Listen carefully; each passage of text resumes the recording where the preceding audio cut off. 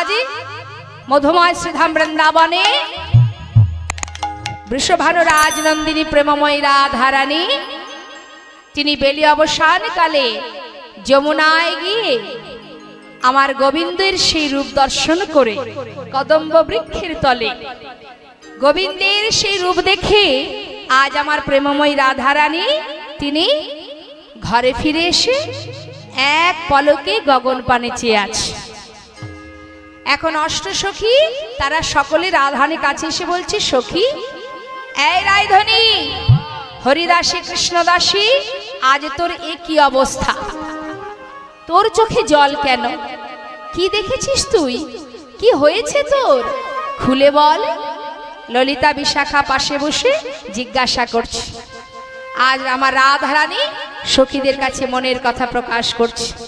জানিস ললিতা, কি আর বলবো আমি সেই বধুর কথা, আমি সুরধনা যমুনার জল আনতে গিয়ে এমন রূপের মানুষ আমি কখনো দেখি নাই। কি দেখেছিস, রূপের মানুষ? হ্যাঁ। আচ্ছা কি দেখেছিস একটু বলতো। ওরে ললিতা ওরে বিশাখা, আজ তোদের কাছে সেই রূপের কথায় আমি প্রকাশ করব, কিন্তু তোদের কাছে আমার এই নিবেদন, তোরা যেন কাউকে বলিস না।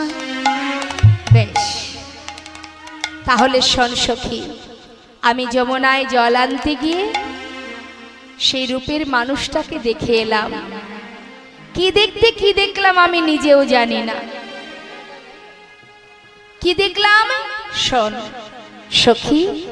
নীল রতন কিয়ে কিয়ে নব ঘন ঘটা রতন কিয়ে নব ঘন ঘটা লখিলে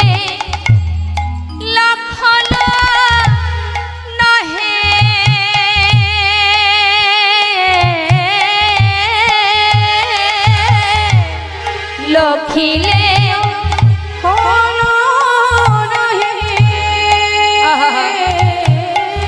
ওরে সেনায়ঙ্গের ছটা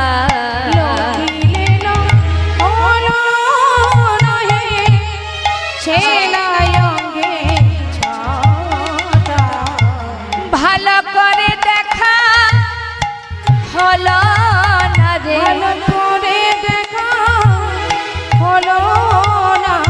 আমি দেখব বলে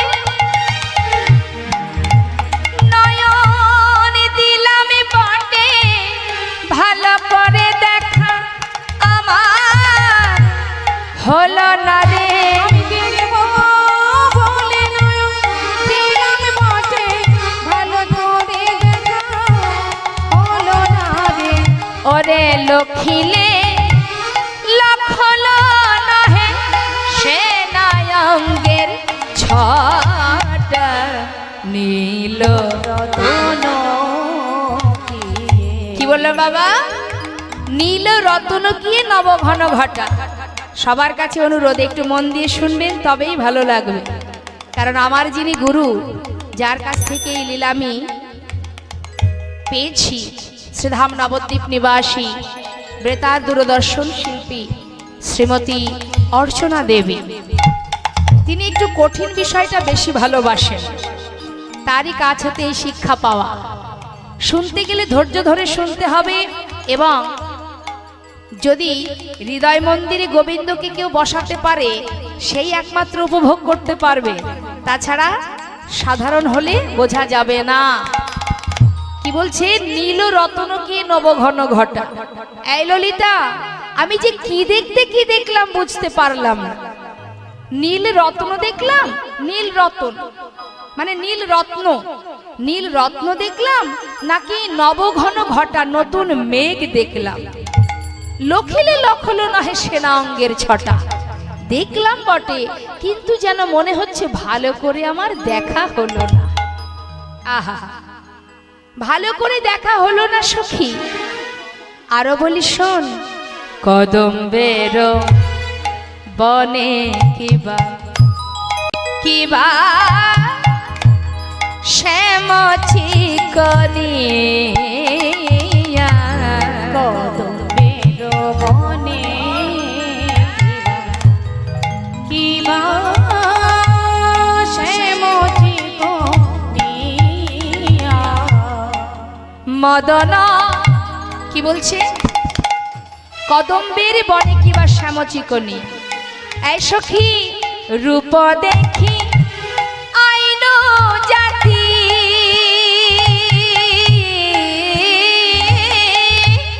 রূপ দেখি আইন জাতি, ফুল মজাইয়া,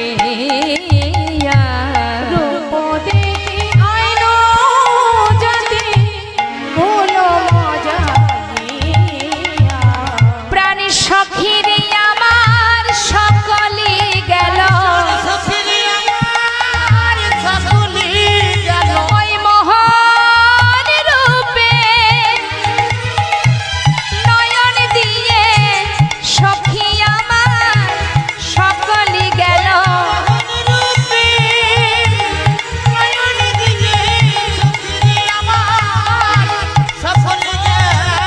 ওরে আমাতিয়া আমি নই রে বলিও ললিতা অবিশ্বাস,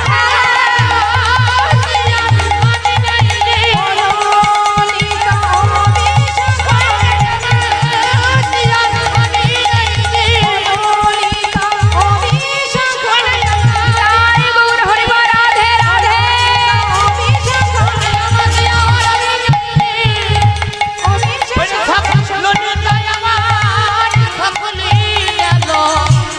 রূপ দেখি কুল মজাইয়া। ওমা বলছে রূপ দেখে আইনু জাতি কুলো মজাইয়া। আস্তে রূপ দেখে কি হলো? গোবিন্দের রূপ দর্শন করে আমার রাধারানীর জাত কুল মান সব তার চরণে সপে গেল। শুধুমাত্র আমার রাধারানী কেন, মায়ের আমার দিকে তাকান। গোবিন্দের রূপ দর্শন করে গোবিন্দ নিজেই একদিন ভুলে গিয়েছিলেন বাবা, আর আমরা তো ভুলবই। গোবিন্দের রূপের মুগ্ধ হয়ে গোবিন্দ নিজেই পাগল হন। কৃষ্ণের মাধুর্যের আশ্চর্য এক বল, কৃষ্ণ আদি দেবগণ জীবগণ করায় চঞ্চল। কৃষ্ণের মাধুর্যের আশ্চর্য এক বল, কৃষ্ণ আদি জীবগণ করায় চঞ্চল। একদিন কি হয়েছে মা দেখুন, রাধারানী গোবিন্দকে দর্শন করে, প্রাণবধূকে দর্শন করে নারীত্ব বলতে যা কিছু আছে সর্বস্ব তার চরণে সঁপে দিয়েছেন। আর আমার গোবিন্দের অবস্থা কি হয়েছে দেখুন। আচ্ছা, হরে কৃষ্ণ। একটি বিশেষ ঘোষণা, এখানে তো প্রসাদের ব্যবস্থা আছে, সমস্ত ভক্তদের জন্য ব্যবস্থা করা হয়েছে। যদি এখনো কোনো ভক্ত প্রসাদ না পেয়ে থাকেন, তাহলে আপনারা প্রসাদ পেয়ে তারপরে আবার অংশগ্রহণ করুন, আসনে বসবেন। যদি কেউ এখনো প্রসাদ না পেয়ে থাকেন, প্রসাদ পেয়ে তবেই এসে বসুন। জয় নিতা। একদিন আমার ভগবান কৃষ্ণ, একটু মন দিয়ে শুনবেন, বৃন্দাবনে ব্রজের পথে ভগবান কৃষ্ণচন্দ্র তিনি মুরলী ধ্বনি করতে করতে যাচ্ছে, মানে বংশী বাজাতে বাজাতে। হঠাৎ কি হয়েছে বাবা, একটা দেয়ালে মণিখচিত দেয়াল, সেই মণিখচিত দেয়ালে হঠাৎ আমার গোবিন্দ তার নিজের রূপটা দেখতে পেয়েছে। আর যেই দেখেছে, সঙ্গে সঙ্গে গোবিন্দ আমার এক দৃষ্টিতে সেই রূপের দিকে তাকিয়ে আছে, আর মনে মনে ভাবছে, আহা, এত রূপ, এত সুন্দর, কে এই মানুষটি? আমি তো ভাবি আমি বোধহয় সুন্দর। সকল ব্রজবাসীরা সকলে বলে আমি নাকি সুন্দর, আমার থেকে সুন্দর নাকি আর কেউ নেই। এখন তো দেখছি আমি ছাড়াও এই বৃন্দাবনে আরো একটা রূপের মানুষ আছে, যার রূপ দর্শন করে তাকে কাছে পাওয়ার বাসনা জেগেছে আমার। কে এই মানুষটি? আমার থেকেও সুন্দর দেখতে। একটা বার যদি ওই মানুষটাকে আমি কাছে পাই, আমার বুকের মধ্যে জড়িয়ে ধরবো, মনের বাসনা। তাই গোবিন্দ কি করেছে, নিজের প্রতিচ্ছবিকে অন্য মানুষ ভেবে তাকে বুকের মধ্যে জড়িয়ে ধরবে বলে মা ছুটতে ছুটতে যাচ্ছে, দুবাহু পসার করে ছুটছে। এমন সময় পিছন থেকে বিশাখা হাতটা চেপে ধরলেন, শ্যামনগর, এই যে এমন করে ছুটতে ছুটতে কোথায় যাচ্ছ? বিশাখা, চেয়ে দেখো কত সুন্দর এই মানুষটি, কি রূপ তার। জানো বিশাখা, আমার মনে বড় বাসনা, ওই মানুষটাকে আমি একবার কাছে পেতে চাই, আমার বুকের মধ্যে জড়িয়ে ধরতে চাই। বিশাখা বলছে, দাঁড়াও দাঁড়াও, তুমি যাকে ধরতে যাবে ভাবছো, তাকে তো তুমি ধরতে পারবে না। কেন? কেন পারবো না? বলি শ্যামনগর, তুমি যাকে ধরতে চলেছো সেই মানুষটাকে না সারা জীবনের মতো একজন ধরে রেখে দিয়েছে। নিতাই গৌর হরি। কে ধরে রেখেছে? আর কে? আমাদের বৃষভানু রাজনন্দিনী প্রেমময়ী রাধারানী। কি বললে? কি বললে বিশাখা? আমাদের রাধারানী এই মানুষটাকে পেয়েছে? বেশ, তাহলে আমি রাধার কাছে যাব। ছুটতে ছুটতে যাচ্ছি, শ্রীমতী রাধারানীর কাছে গিয়ে চিৎকার করে ডাকছে, রাধে। রাধারানীর কাছে গিয়ে বলছে, রাধে, ও রাধে, জানো আমি বড় আশা নিয়ে তোমার কাছে এসেছি। রায়ধনী বলছে, বধূ, আমার কাছে তোমার আবার কি আশা থাকতে পারে বলো? রাধে, পথের মাঝে একটা মণিখচিত দেয়ালে আমি একটা রূপের মানুষকে দেখেছি। আমার মনে বড় বাসনা হয়েছে সেই মানুষটাকে একবার আমার বুকে জড়িয়ে ধরব।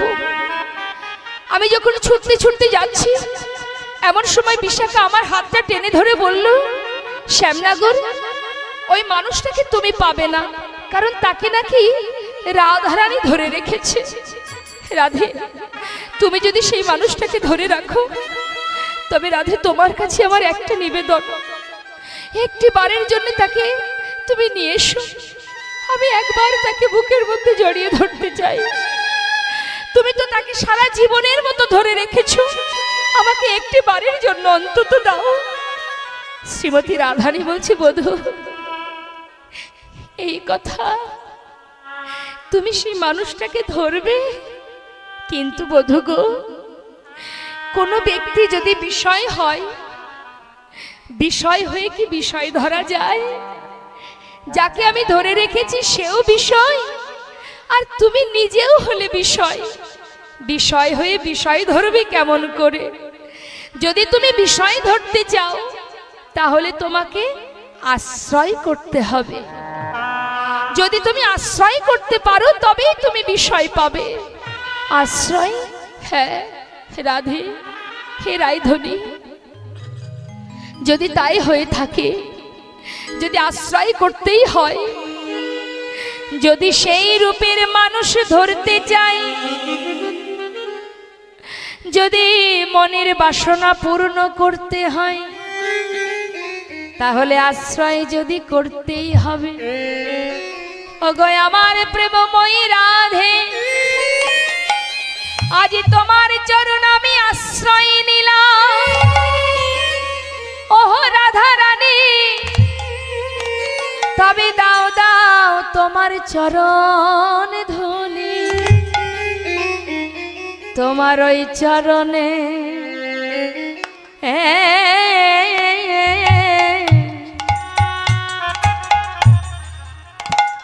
আমায় আশ্রয় আশ্রয় দাও গো। তোমার ওই চরণে আমার আশ্রয় আশ্রয় দাও গো। তোমার ওই চরণে আমায় আশ্রয়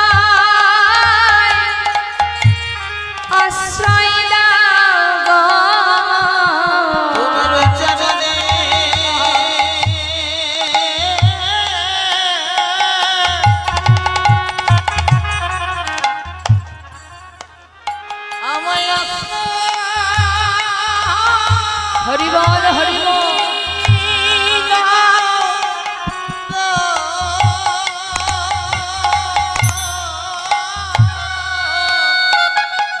যেন চরণে ছাড়া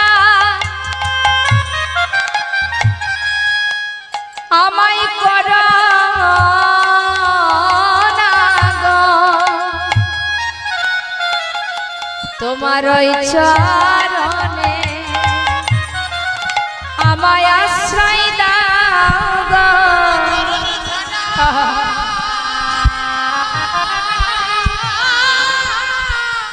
হরি বল।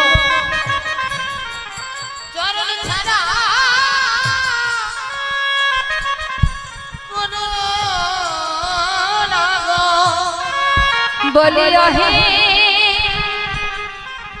আমার প্রেমময়ী রাধে,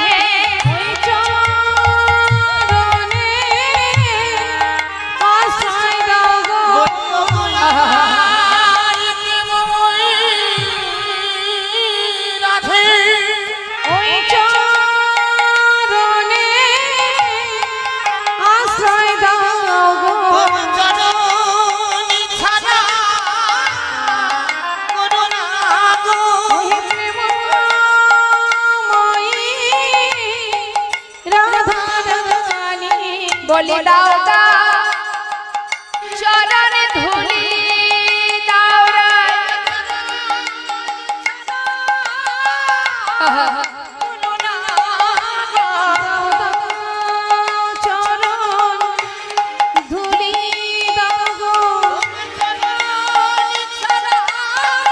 হরি বল। করোনা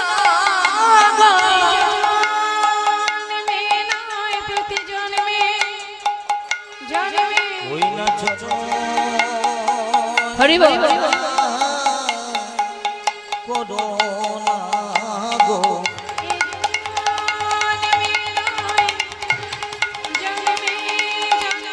আমায় চরণে ছাড়া করোনা গো। বলি দাও দাও চরণে ধুলি দাও রে, আমায় চরণে ছাড়া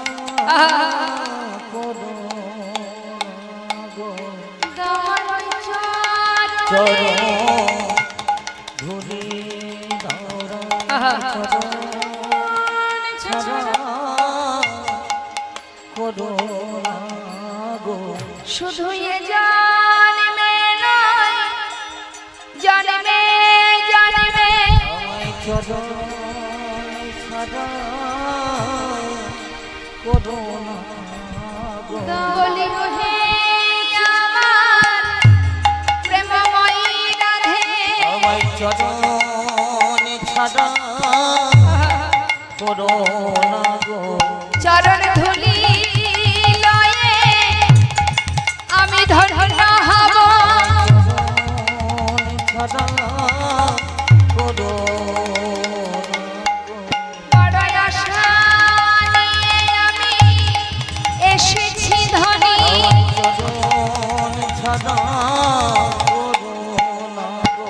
বলি হে আমার রাধা রানী, হরি বল হরি বল দাই গৌর হরি বল।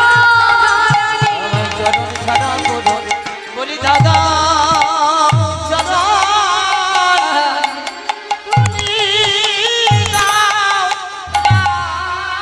চরণ ধুলি দাও রাধে, চরণ ধুলি দাও। এবার যতবার চরণ ধুলি অঙ্গে মাখে তত অঙ্গের জ্যোতি যে কালো রং, সেই কালো রং দূরীভূত হতে হতে গৌর রূপে পরিণত হয়। হৃদয় গৌর হরি বল। তাই আজ শ্রীমতী রাধানী বলছে সখী কি আর বলবো তোদের কাছে, শোন শোন আমি বলি তোদেরকে। হ্যাঁ রে সখী, আমি কি দেখলাম জানিস? শোন তাহলে।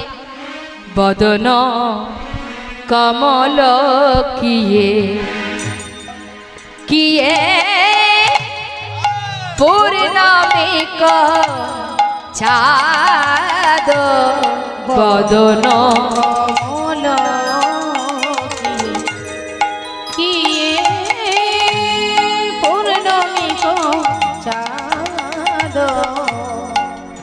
অধর বান্ধলি দিয়ে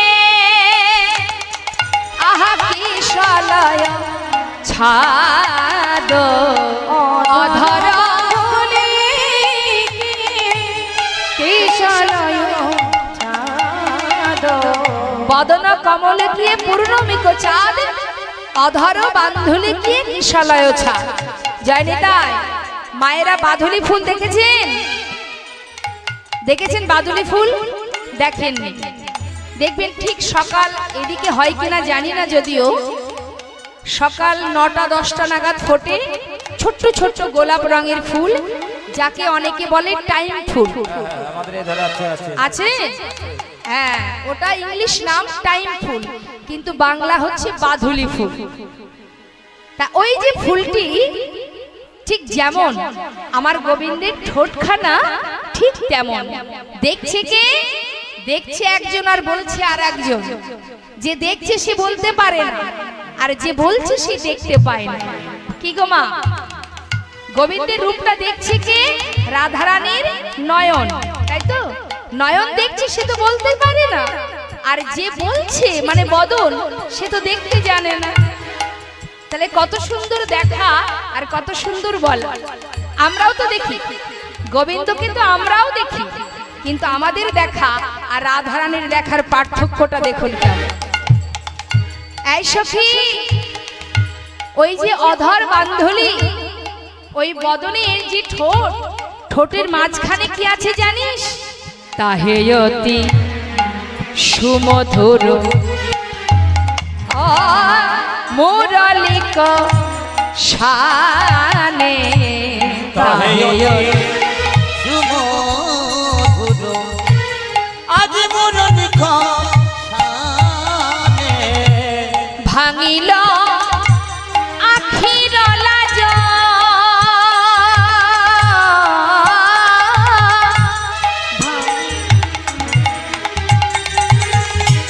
ভাঙিল সান্ধাইল আনে, ভাঙিল সান্ধাইল কি বলছে বাবা? বলছে তাহে অতি সুমধুর মধুর মুরলিক শানে, ভাঙিল আখির লাজ সান্দাইল কান। ওমা একটা কথা মন দিয়ে শুনবেন। গোবিন্দ যখন বাঁশি বাজাচ্ছে, দুটি ঠোঁটের মানে এই যে ঠোঁট, এই ঠোঁটের মাঝখানে যখন বংশীর ধ্বনি করছে, ওই বংশীর ধ্বনি আমার রাধারানী শ্রবণ করলেন। শ্রবণ করে কি হলো? বললো ভাঙিল আখির লাজ, মানে নারী জাতির যে লজ্জা, সেই লজ্জা দূরীভূত হয়ে গেল, আর লজ্জা ধর্ম কিছু রইল না। ওরে ললিতা রে,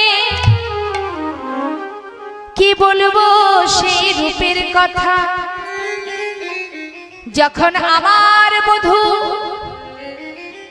তিনি বংশী ধ্বনি করেন, সেই বংশীর ধ্বনি শ্রবণ করলে, শুধু আমি কেন, এই জগতে যত জীব আছি, লজ্জা ধর্ম কুল শীল মান সর্বস্ব তার চরণে সপে যায়।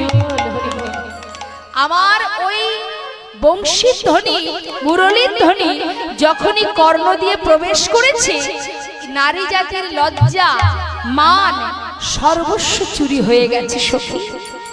ভাঙিল আখির লাজ সান্ধাইল কানে, সখী কি আর বলবো। ওই কুলনাশাবাসী সর্বনাশাবাসী, সে তো জানে না কখন বাজিতে হয়। আমি যে বাদিনীর ঘরে বাস করি, শাশুড়ি ননদিনী কৃষ্ণ বাঘিনী, ওই কৃষ্ণ বাদিনীর ঘরে আমাকে থাকতে হয় সখী, কিন্তু ওই বাসী কালার বাসী কুলনাশা বাসী, সে জানে না কখন বাঁচতে হয়। আয় সখী, তোদের কাছে আমি বলি, আজ আমার রাধারানী দুঃখ করছে মা। বলছি সখী, ওই বাসী আমার বধূ যে বাসী বাজায়, কখন বাজে জানিস বাসী? তাহলে শোন কি বলছে, মন দিয়ে শোনো। ও বাসী রে, বাসী রে, রাধারানী দুঃখ করছে সখীদের কাছে। বাসী রে, বাসী রে,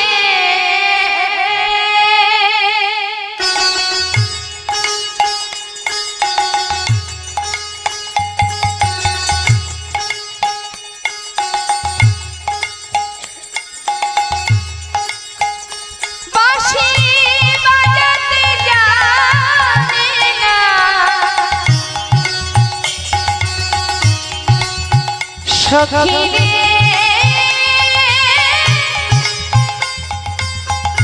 বাজাতে জানে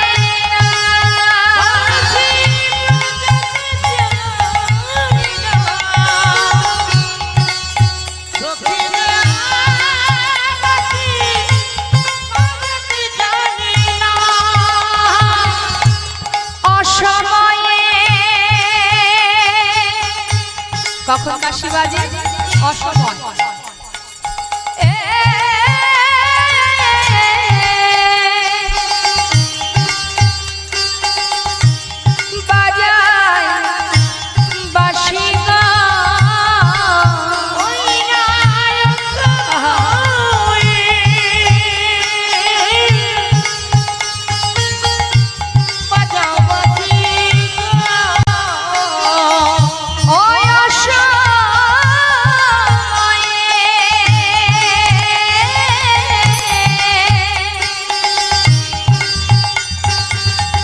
বাজায় বাঁশি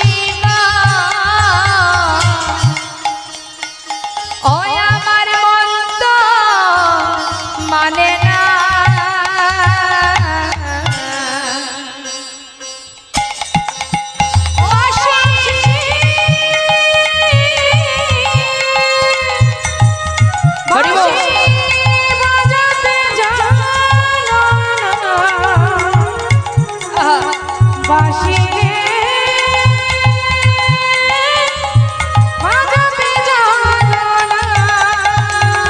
কি বলছে বাবা ও ললিতা এই বিশাখা ওই বাঁশি কখন বাজে জানিস আমি যখন বৈশা থাকি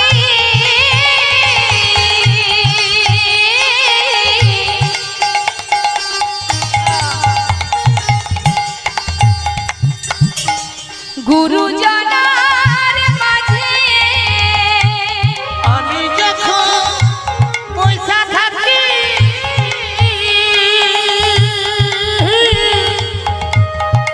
গুরুজনের মাঝে বধূ তখন বাজায় বাঁশি কখন বাজায় আমি যখন গুরুজনের মাঝখানে বসে থাকি ঠিক সেই সময় এই ললিতা ওই বধূ তখন বাজায় বাঁশি বাজায় বাঁশি রাধা বলে বাজায় বাঁশি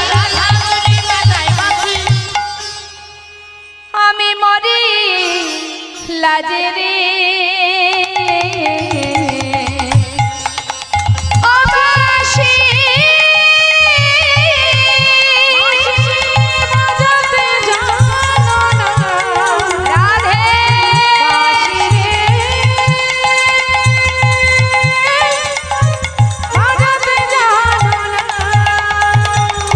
এই ললিতা শোন একবার ভালো করে দেখ তো এই বাঁশি কোথা থেকে কোন ঝাড় থেকে তৈরি হয়েছে একটা বার দেখে আয় কোন বাঝারের বাঁশি রে তুই আমি নাগাল যদি পাই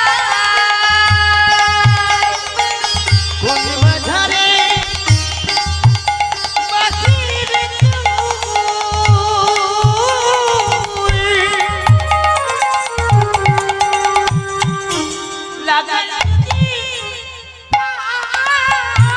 ঝাড়ে মূলে ও পাড়িয়া ঝাড়ে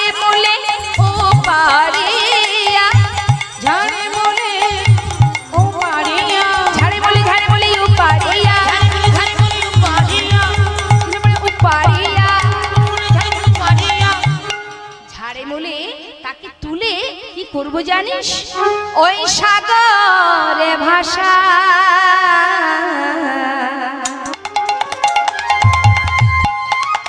বাঁশি বাজাতে জানো না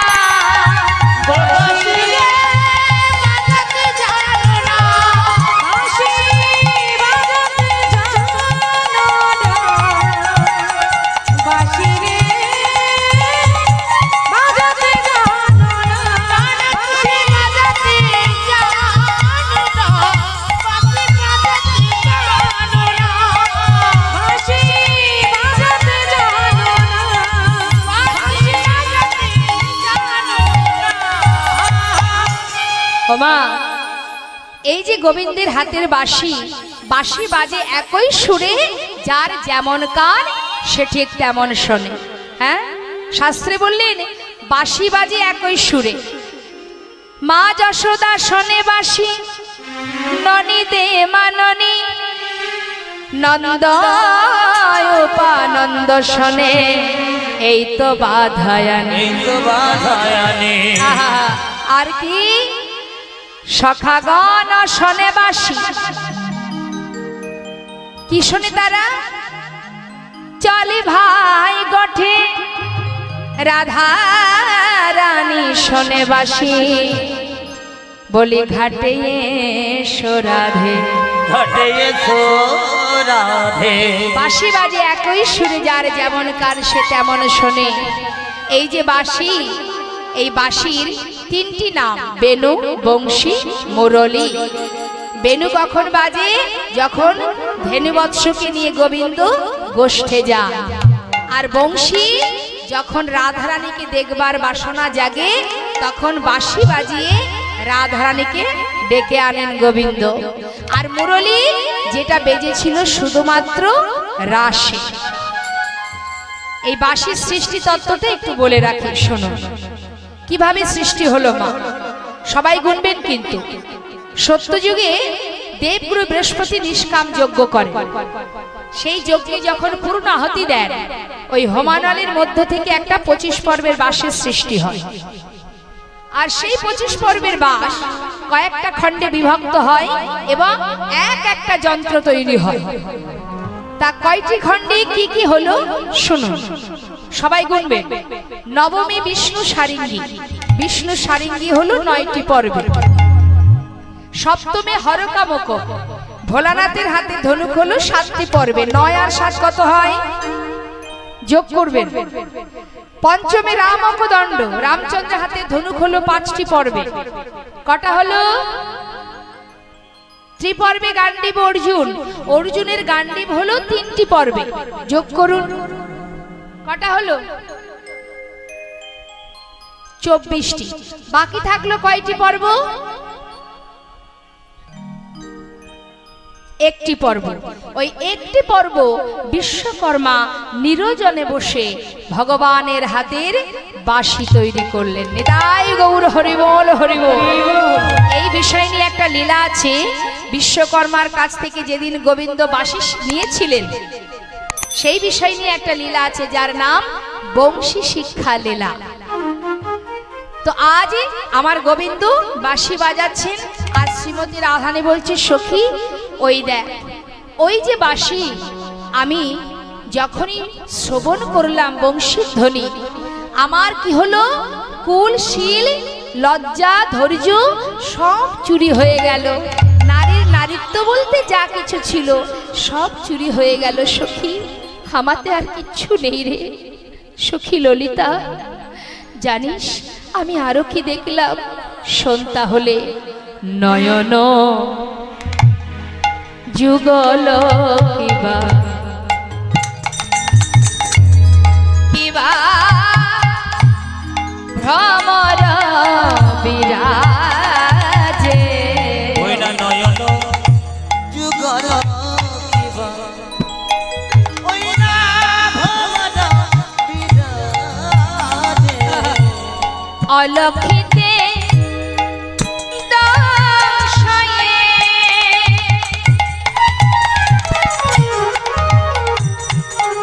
যুবতী হিয়া মাঝে, অলক্ষিতে যুবতী হিয়া মাঝে। কি বলছে বাবা? অলক্ষিতে দংশায় যুবতী হিয়া মাঝে, নয়ন যুগলকিয়ে ভ্রমর বিরাজে। ওরে ললিতা, দুটি নয়ন যেন মনে হয় দুটো ভ্রমর বসে আছে। আর এই ভ্রমর যেন মনে হয় এই যুবতী নারী জাতি আলা ভোলা গোয়ালিনী রায়ধনী এর হৃদয় পদ্মের উপরে এমন করে বসে আছে, যেন মনে হচ্ছে যে আমার হৃদয় মাঝে কত জ্বালা হচ্ছে সত্যি। বনের মধ্যে ফুল ফোটে,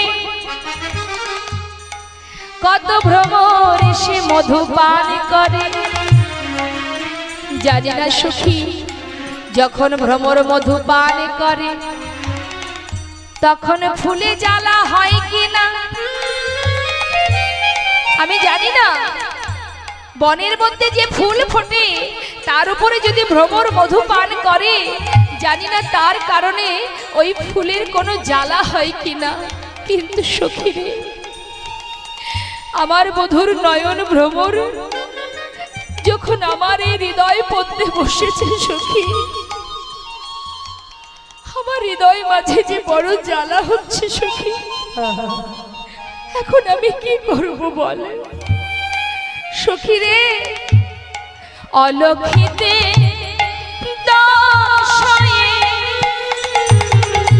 যুবতী মাঝে, অলক্ষিতে দশায় যুবতী মাঝে, দংশন করে রে, দংশন করে রে, হৃদয় পথে দংশন করে রে, বন্ধুর নয়ন যুগল ভ্রমর দংশন করে রে। তাই গৌর হরি বল, যুগল ভ্রমর হরি বল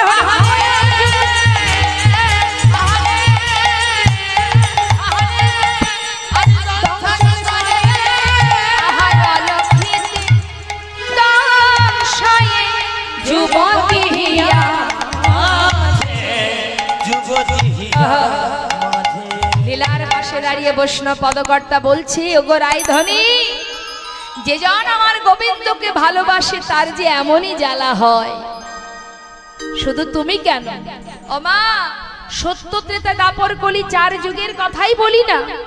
সত্য যুগে নারায়ণের চরণে সর্বক্ষণ বসে আছে, বিষ্ণুর চরণ ধরে বসে আছে মা লক্ষ্মী, তাই তো?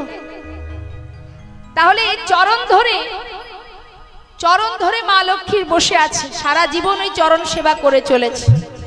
ত্রেতা যুগে প্রভু রামচন্দ্রকে ছেড়ে মা সীতা তিনি চলে গেলেন, জনমের মতো বনবাসী হলেন, ধরে নিয়ে গেলেন রাবণে। তারপরেও অগ্নি পরীক্ষা দেওয়া সত্ত্বেও মা সীতাকে পাতাল প্রবেশ করতে হলো। যে জন ভালোবাসে তাকেই এমন করে কষ্ট পেতে হয়। এই কলিতে মহাপ্রভুর বামে বিষ্ণুপ্রিয়া, মহাপ্রভু চলে গেল। বিষ্ণুপ্রিয়া 4 দেওয়ালের মধ্যে সারা জীবন ধরে শুধুমাত্র গৌরহরির বিগ্রহ সেবা করে প্রতিদিন মুখে 16 নাম 32 অক্ষর জপ করতেন। আর একবার করে নাম করবার পর একটা করে চালের দানা পাশে রাখতেন। এইভাবে সারাদিনে যতবার নাম করতেন ততবার একটা করে চাল পাশে রাখতেন। রাখতে রাখতে শেষে যতটুকু হতো সেইটুকু ফুটিয়ে কোনো রকমে নিজের জীবনটা বাঁচিয়ে রাখত। শ্রীমতী রাধারানী গোবিন্দকে ছেড়ে 100 বৎসর, যখন গোবিন্দ মথুরায় চলে গেল 100 বৎসর বধূকে হারা হলো। মাগো, যে জন ভগবানকে ভালোবাসে তাকে এইভাবেই কষ্ট পেতে হয়। ভগবান বললেন, যে করে আমার আশ আমি তার করি সর্বনাশ, তথাপিও যে না ছাড়ে আমার পাশ আমি হই তার দাসানুদার। তাই বৈষ্ণব লীলার পাশে দাঁড়িয়ে বলছে, ওগো গোবিন্দ দাসে কহে সে না দিঠি বিষে, গোবিন্দ দাসে সে না দিশে, না পিয়ে অধর সুধা বলকে বাজিয়ে আইসে, না পিয়ে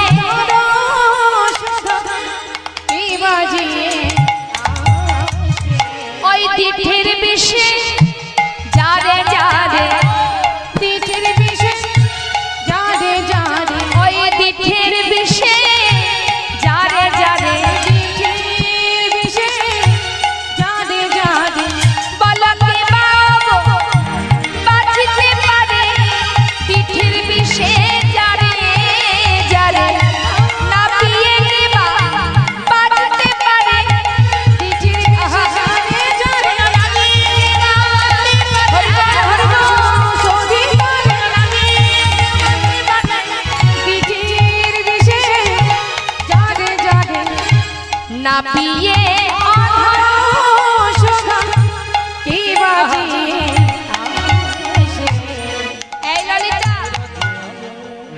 জানিস ললিতা, আমি ওই যমুনার ঘাটে চাঁদের একটা গাছ দেখে এসেছি।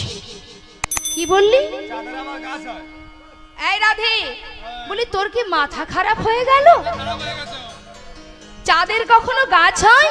দেখেছি দেখেছি, চাঁদের পাতা, চাঁদের ফল, চাঁদের গাছ। চাঁদের গাছ? আচ্ছা, আমাকে একটু বুঝিয়ে বলবি?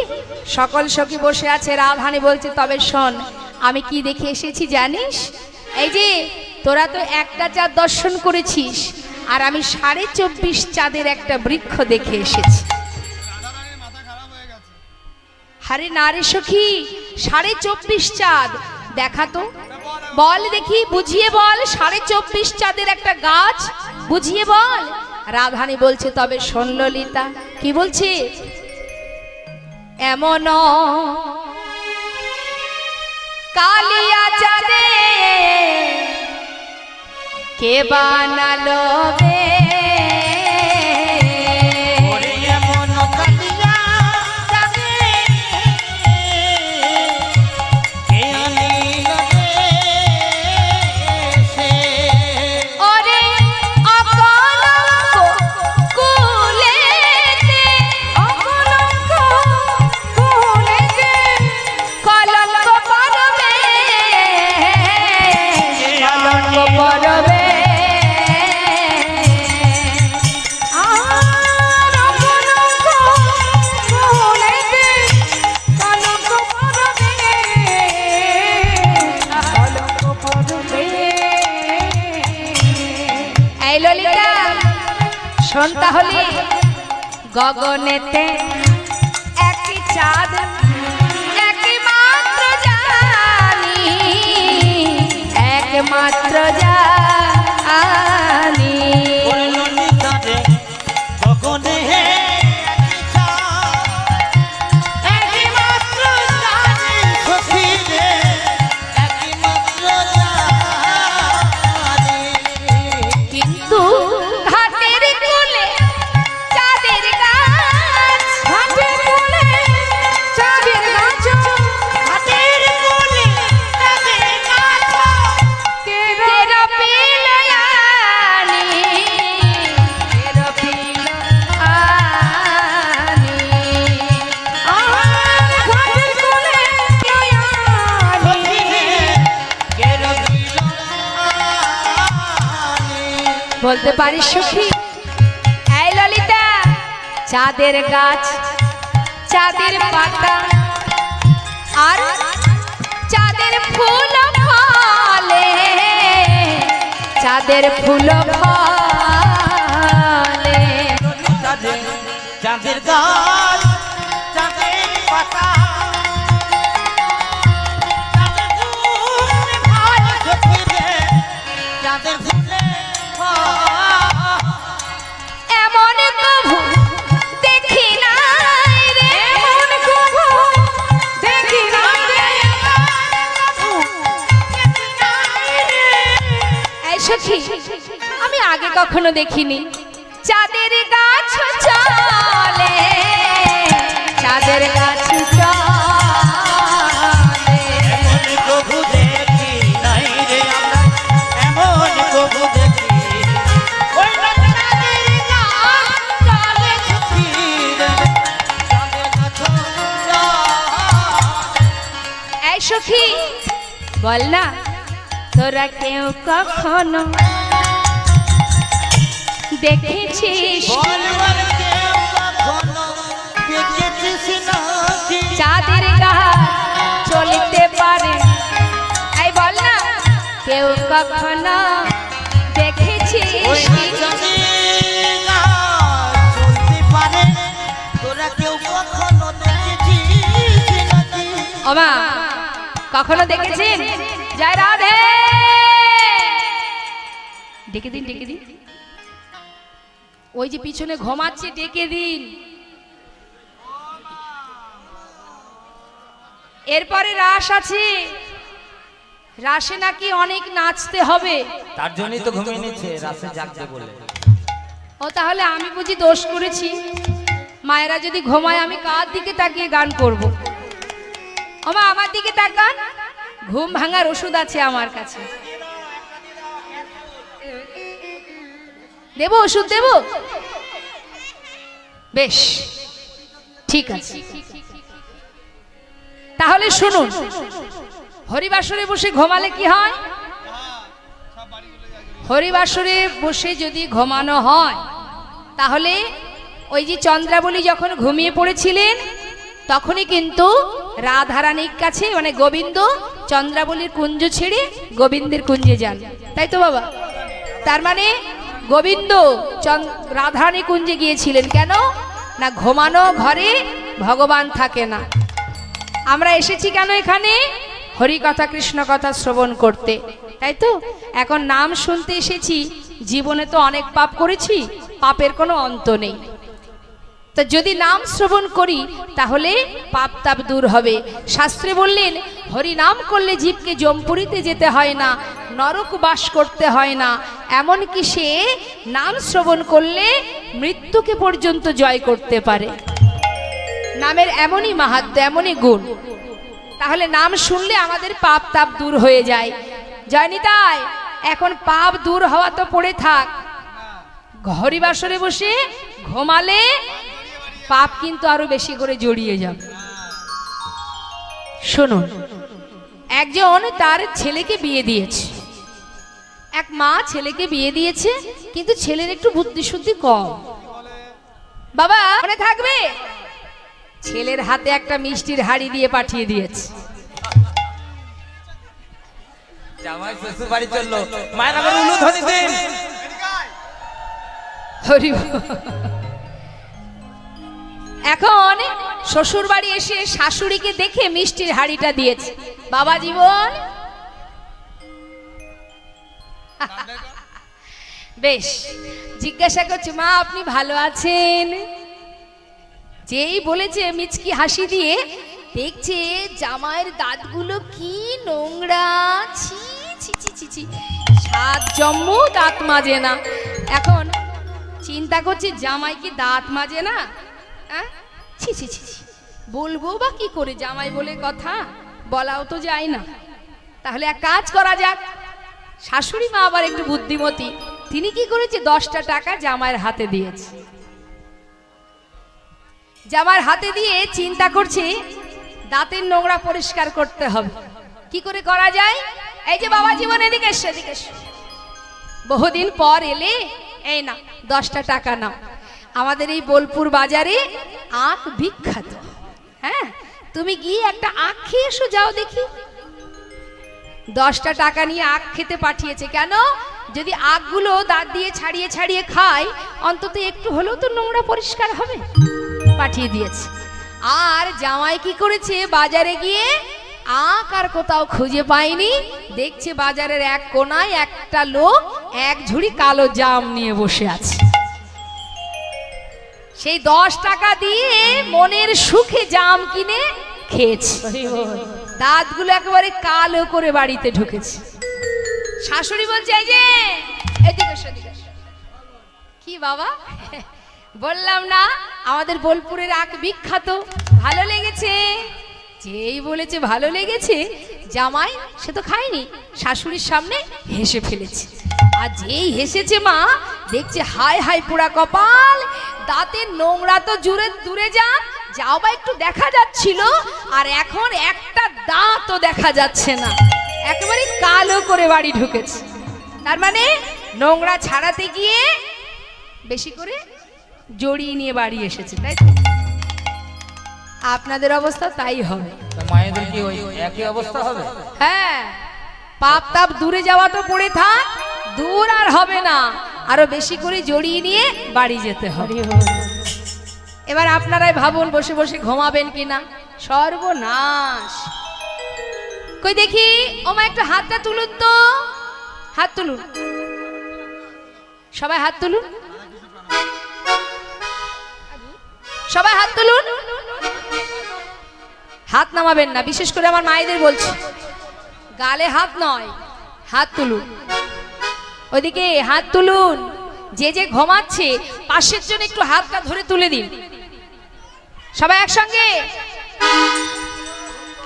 হ্যাঁ হাত তুলেছেন প্রত্যেকে প্রত্যেকে। এবার আমার সঙ্গে গাইবেন। সাপোর্ট দিলে হবে না, পুরোটা তুলুন। পিছনে মা হাত তুলুন, পুরোটা তুলুন। হ্যাঁ, এবার আমার সঙ্গে একসঙ্গে গাইবেন, হাতে তালি দিয়ে। এমন হরি নাম কৃষ্ণ নাম গেয়ে যা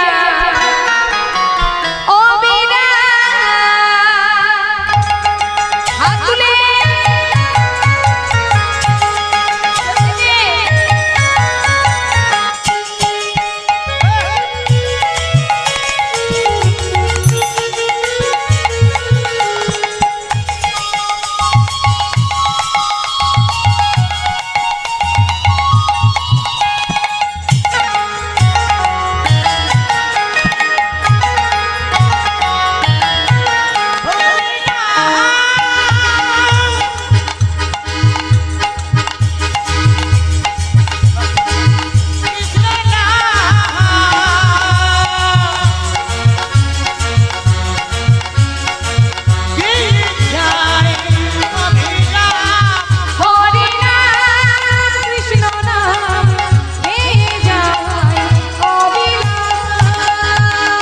এসেছ ভাবে যেতে হবে, নাম করো তারি পাবে।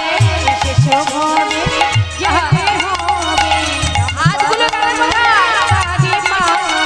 নিতাই গৌর রাধে শ্যাম রে গোলাম, হরে কৃষ্ণ হরে হরে।